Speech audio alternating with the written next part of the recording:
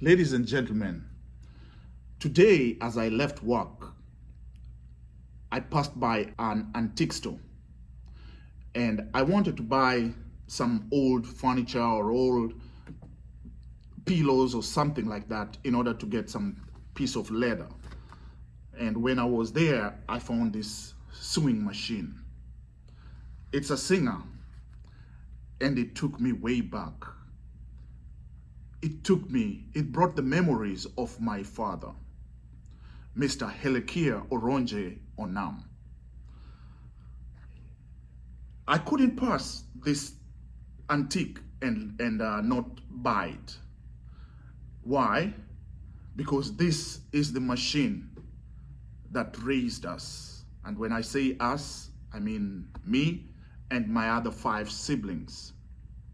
So it wasn't that expensive. I got all this for $9, so I couldn't pass it. But anyway, I've been wanting to talk about my father for a while. My father died last year in 2023. And of course, coming from my culture, it's a big deal. I'm sure it's probably a big deal in many cultures when you lose your father. And so this year in February was the first anniversary, and I didn't do anything to really honor. Maybe it was still too fresh in my memory. But today, when I saw this machine, I had to do something. I wanted to talk about him a little bit, but when I was getting ready to, a prominent person died in Kenya. His name is Francis Ogola. He was General Francis Ogola, the Chief of Defense Forces of Kenya. And when he died last week, he was buried on Saturday, and I really wanted to talk about something, and I waited until he was buried and I made a video. If you would like to watch that video, just look among my already published videos and you will see it. But let's talk about this guy. My father was born in Game, in Kenya. His father migrated to Kisumu. My father's father, that is my grandfather, was one of the first few people to be employed by the Kenya Railways. And so for a while, we used to go to Kisumu to visit my grandfather, and that's how much I know of Kisumu. Kisumu was our home. Kisumu Kudo was our home until the railway decided to take back their land, and my grandfather had to migrate back to Game. But my father died last year, and I haven't made a tribute for him. And so when I saw this sewing machine, I had to do something. I had to pick myself up and get it and come and talk to you about it. So let's keep it fun today, all right? Let's just keep it fun. So let me tell you a little bit about my father. Like I said, he was born in Game and he was raised in Kisumu. He went to school in Kisumu. And when he reached what we would call Form 2, he dropped out. He dropped out because he made up his mind that the formal education was not for him. He wanted to learn a skill. And he went and learned to operate this sewing machine. So all his life, he operated this machine. He was later employed at a medical training college in Nairobi. And that's where he made almost everything there that was used, from curtains to bed sheets to lab coats to nurses' uniforms. He made them. Talking about the nurses' uniforms, let me tell you, as I was growing up, as I was in high school or primary school, elementary school, high school, I would come home from school and I would find like 5 or 6 nurses sitting there waiting for their nice nurse uniforms to be made. Why? My father made those uniforms at work But the nurses followed him at home because what was required as the basic uniform for the nurse was not enough. You know how ladies want a little more. Every lady believes they're beautiful, and if you were to add a little marinda or a little lace or a little something that made their uniform look good, they would take that. So they would come home to let my dad actually make their clothes. And when I arrived home, there were about 5 or 6 nurses waiting for their uniforms to be made, the whole cloth. And my dad would sit on this thing, man, and he would be going. From the time I get from school, I sit right there doing my homework to the time I go to bed. This machine was running. Every day I listen to this machine. Every day I listen to this machine.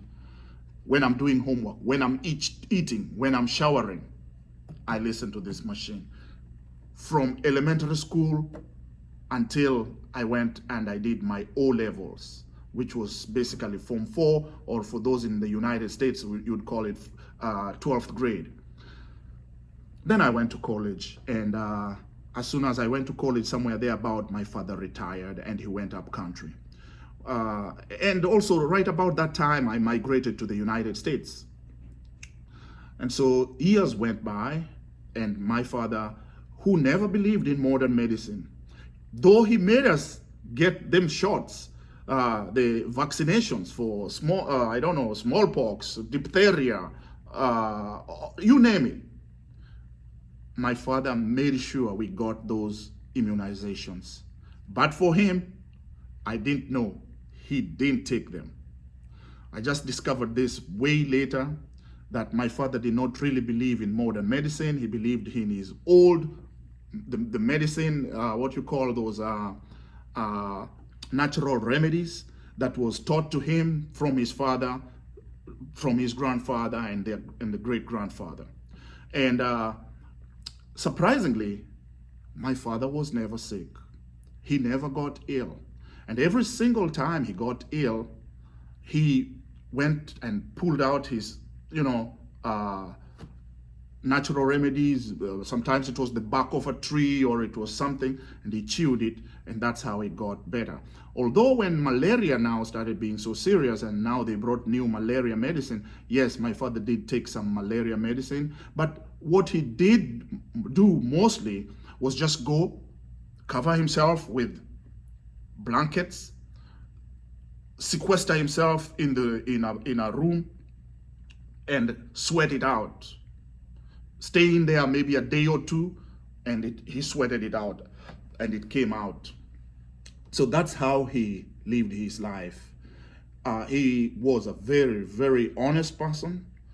He was a very hardworking man, and I would dare say there's a lot of dishonest people who he encountered in his life. For example, when my father was about to retire, he was intending to build his retirement home back home in game, and he was conned twice. He wanted to buy land, and he gave money to people who said they had the land, and they ran away with the land, with the money, and my father didn't buy those lands. And so the third time he was lucky, he bought land in a place called Nyamnenia, right there in game, next to Yala, bordering Dudi.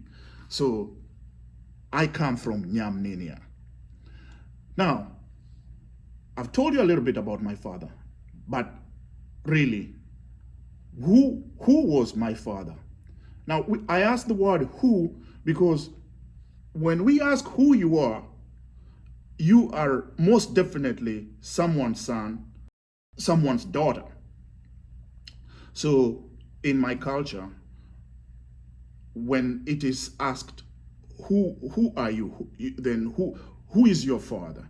That's how you basically identify yourself, where you come from, not just the physical location, but who is your father and what lineage do they come from. So I beg you, bear with me here. I'm going to go through this real quick And then the main reason for this video is coming right after that. It's fun, but it's also some moments of some seriousness and some learning. So let me go through this so that we are on board. Now, as I told you, my father's father migrated from Game to Kisumu, but who was he? My father, as I've told you, was Helekiah Oronje Onam. And his father, my grandfather, was Joram Onam. Now, I'll tell you one little thing about my grandfather. He was the first in my lineage that I know that acquired an English name, Joram, a biblical name, Joram. Why? Because at the time that he was young is when the white people arrived in the area with Christianity. And so, to the best of my knowledge, he was the first Christian in my lineage. My grandfather, Joram Onam, was the first Christian. Joram Onam was the son of Mr. Ochogo. Mr. Ochogo is my first great-grandfather, and he is the person I'm named after. So I am Dan Ochogo. My father is Helekiah Oronje, and his father is Joram Onam. My great-grandfather is Ochogo the first, because technically I am Ochogo the second. And so my first great-grandfather was Ochogo. My second great-grandfather was Owoth. My third great-grandfather was Oganyo. My fourth great-grandfather was Mumbe. My fifth great-grandfather was Odongo. My sixth great-grandfather was Oluande. My seventh great-grandfather was Adaya. My eighth grandfather was Ojuodi. My eighth grandfather was Ragem. Now, a lot of people will know who Ragem is because he was one of the children of my Luo tribe that migrated to Lake Victoria, and he is the person who the area that I come from is named after. My ninth great-grandfather is Ochiel. My 10th great-grandfather is Omolo. My 11th great-grandfather is Ramogi Ajuang. My 12th great-grandfather is Ramogi III. My 13th great-grandfather is Podo. My 14th great-grandfather is Ramogi I. My 15th great-grandfather is Jok. Just the word Jok, J-O-K. But he was Jok the second. My 16th great-grandfather is Nayo. My 17th great-grandfather is Jok the first.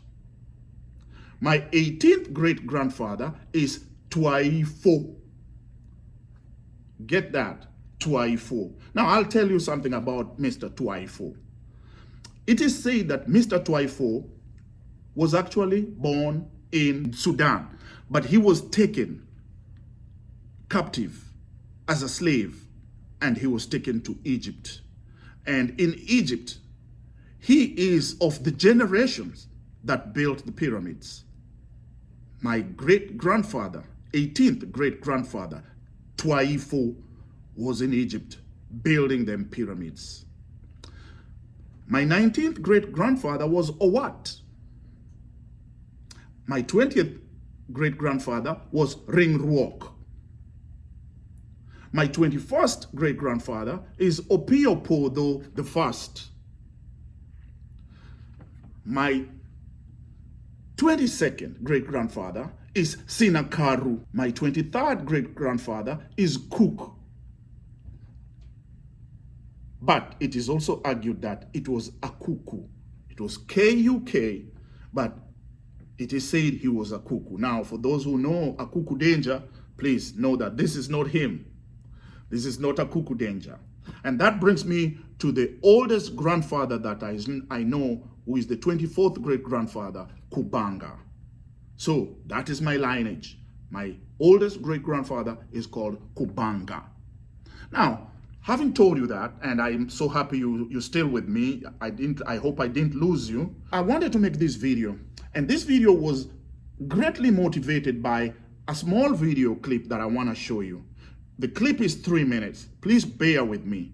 Just hang tight there, watch this clip, and then we will go to the second part of this video that I hope will be the gist of the real reason why I'm making this video. So thank you for watching.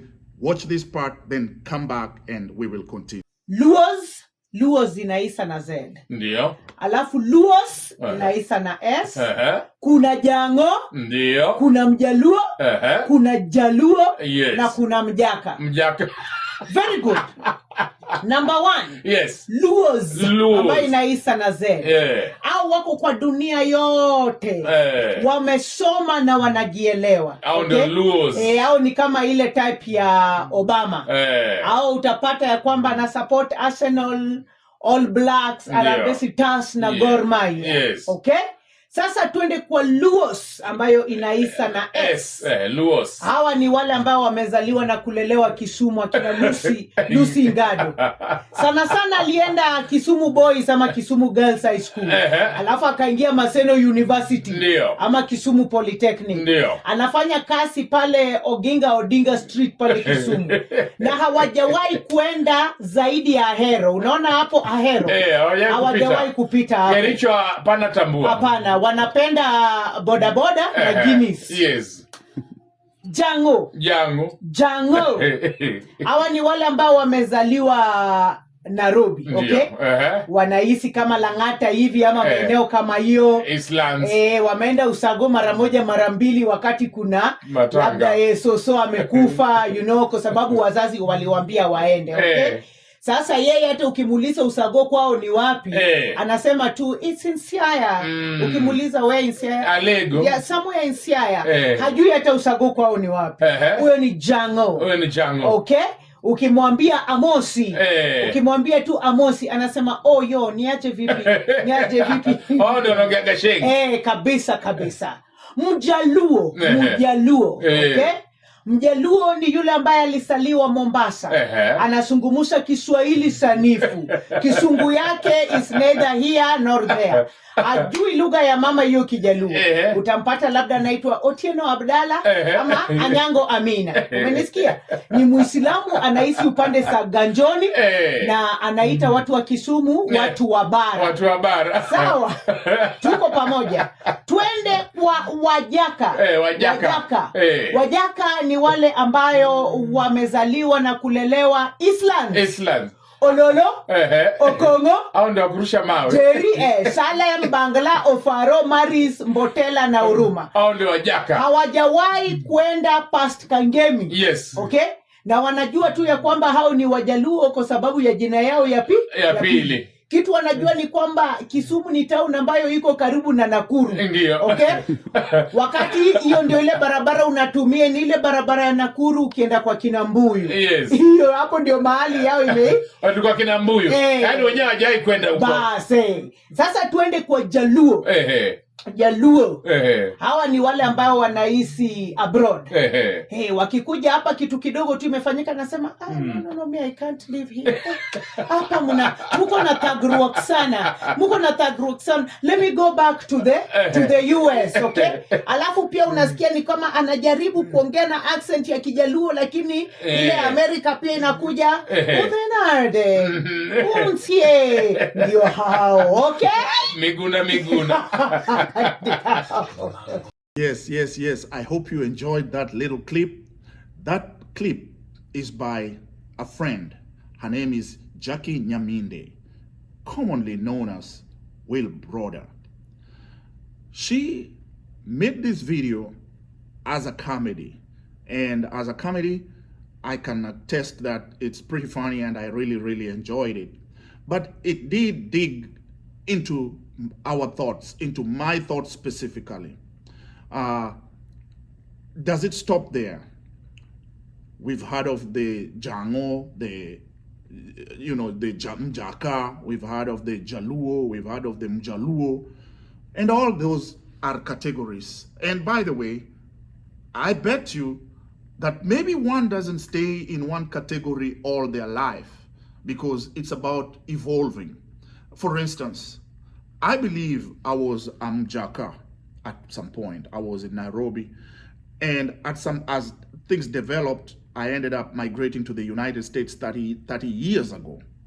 And so I bet you I'm the one who is being viewed as a Jaluo, you know, and so on and so forth. But I just wanted to add a little bit. I wanted to talk about something that is a little important as well.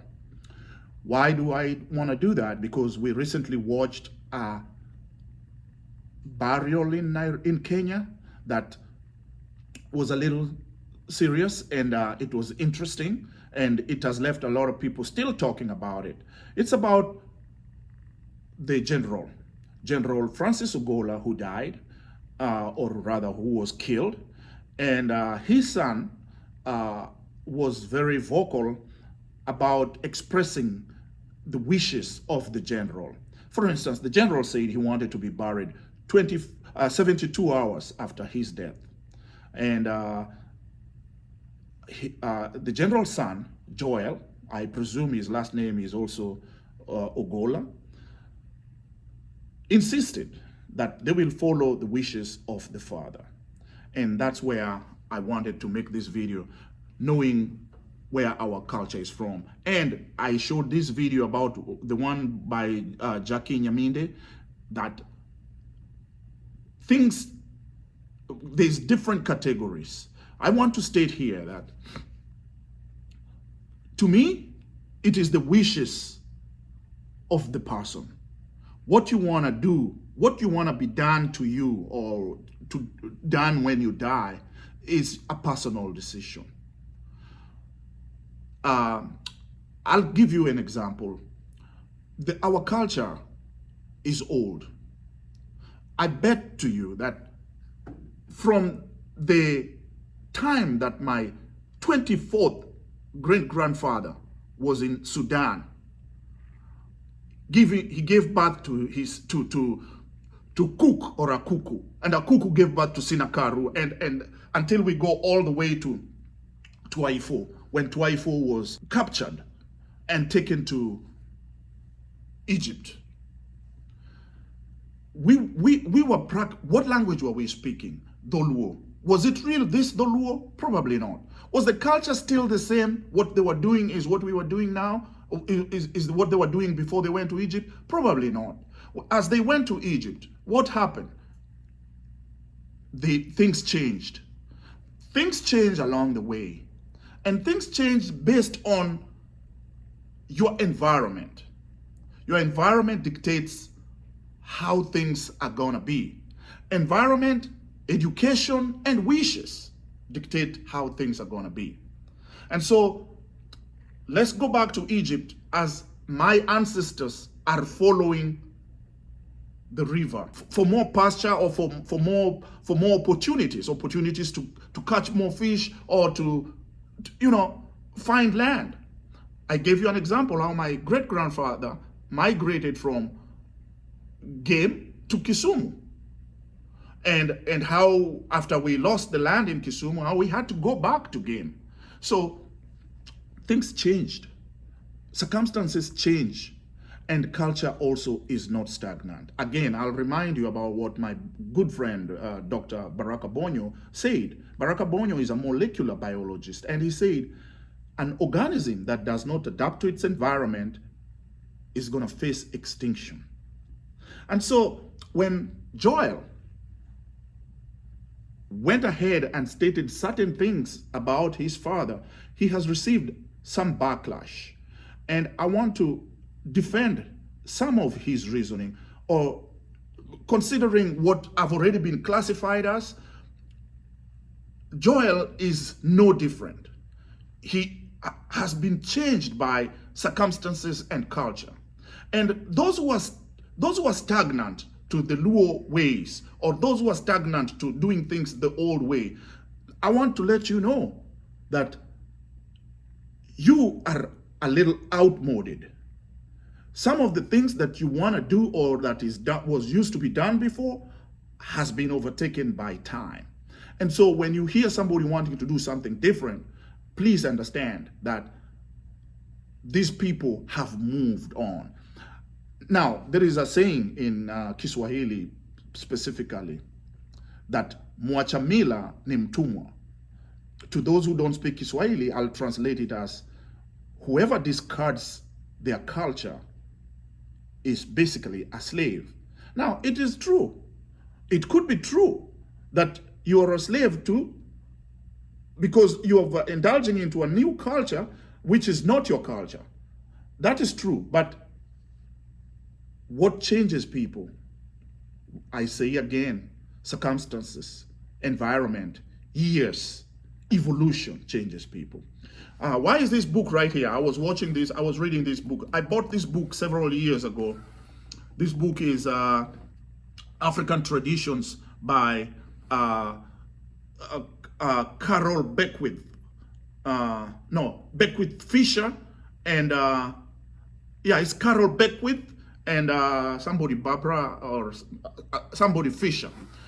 I bought this book because this book, when it came out almost 25 years ago, I presume, or maybe 20 years ago, it was about the dying cultures of Africa, of Africans. In some places, some things were practiced, but as time went by, they are no longer practiced. That doesn't mean that people are no longer African. Hello? People are still African, but they're not doing some of the things they used to do before. New things have come. In one of the pictures that I'm going to show you right now, you can see in this tribe, which I can't remember the name of the tribe, they used to bury their dead up there in the mountain rocks. They just wrapped their dead with a mat like you see there, and then they climbed the hill, the rock, and they dropped him. They dropped him down there, and they just dumped him there. And that's how people joined their ancestors, where their bones were going to heal with the other ancestors. But that doesn't happen anymore. Okay? So for those of us who have actually even migrated, I want to let you know those who are back home. Being outside Kenya for 30 years is not a joke. And I'm not the first. There are those who have been here longer. They have been confronted with some culture. And one of the things that we face here, particularly, I'm not just here, I'm sorry, I'm in the United States, but there are people in Europe, there are people in South America, Canada, Australia, Germany. We will all die. We die. And what have we seen? When you die, it becomes a real expensive feat, a real expense. Because just to get your body from here to Kenya, for instance, it doesn't cost less than $12,000. That's just transport. That's just transport. And it's a burden to people. It's a burden to people. And then imagine it travels all the way there. People are collecting money there. People are collecting money here. There are risks involved. People are traveling up country to do this and this. So even here in America or in the diaspora, I can tell you, our culture is changing. I can tell you now that I've heard from a lot of people, they're saying they're beginning to embrace cremation as a form of a last process or a last rite. And I don't see anything wrong with it. I personally have chosen cremation as my destiny.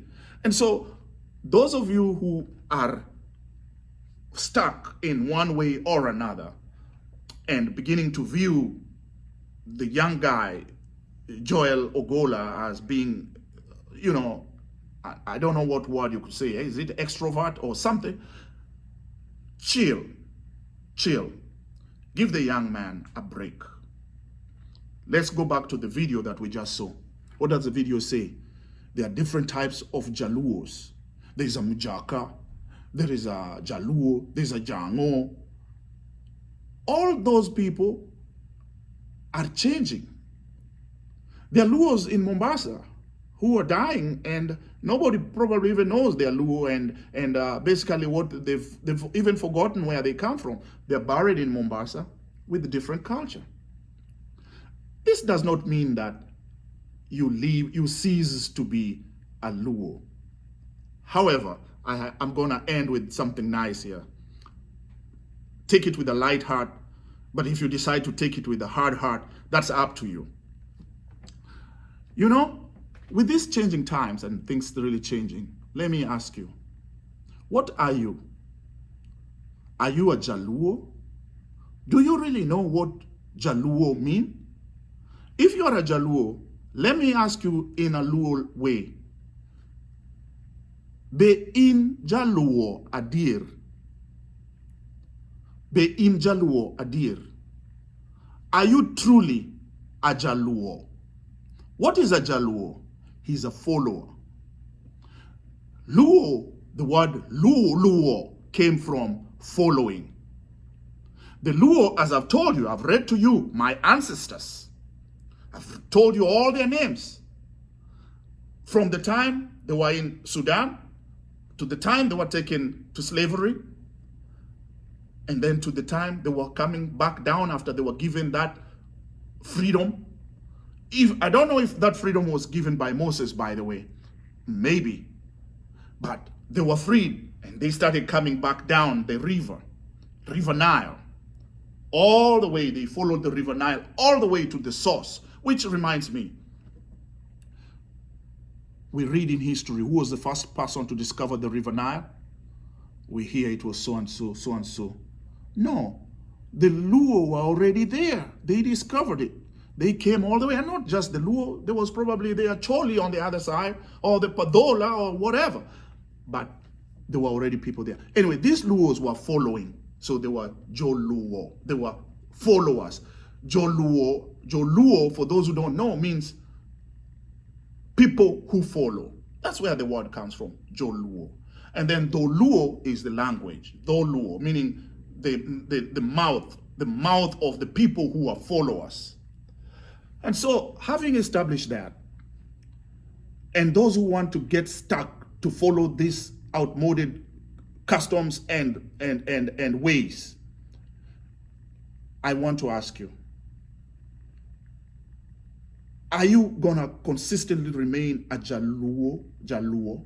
Or maybe today I can introduce a different way of thinking. Maybe we should not be Jaluo anymore.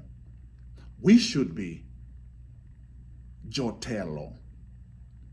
We should not follow. We should lead. Maybe it's because we are Jaluo that we've been cast into even getting bigger positions. Because we are just Jaluo. But if we decide today to call ourselves Jatelo, Wabirotelo, we will lead. And if we will be blessed, and we will find leadership, and we will lead this world the way we are already leading it, but the recognition is not being felt. So let's change. Are you going to remain a Jaluo, or are you going to today become a Jatelo? I am a Jatelo.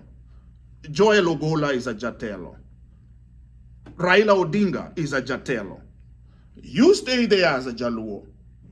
Continue to follow your customs as you wish, as you want them. But some of us have made our decisions. Some of us are talking about our last rites without fear or of contradiction. Some of us are talking about it. Some of you are saying it's a taboo. You stay with those modes, but we are on the move. We are Jatelo. So, ladies and gentlemen, cheers. Oh, by the way, before I finish, I want to send a message to my nephew. When my father died, my nephew, you know yourself, he went and he took my father's machine like this one and he sold it. And we found out where he sold it, and it was recovered. And my nephew was actually facing jail time. They just released him because he got very sick. My nephew, do you know why you got very sick? Watch out. Do not mess with my father's sewing machine. If you touch it the second time, this time, Nyasaye Nyakalaga will strike you dead. I promise you. So do not mess with this machine. This is my life. This machine has raised us through the sweat and blood of my father. He made hundreds, if not thousands actually, of clothes with this machine. And so do not dare to try to get 6 pence out of this machine. Okay? Cheers, guys. Take care. Bye-bye.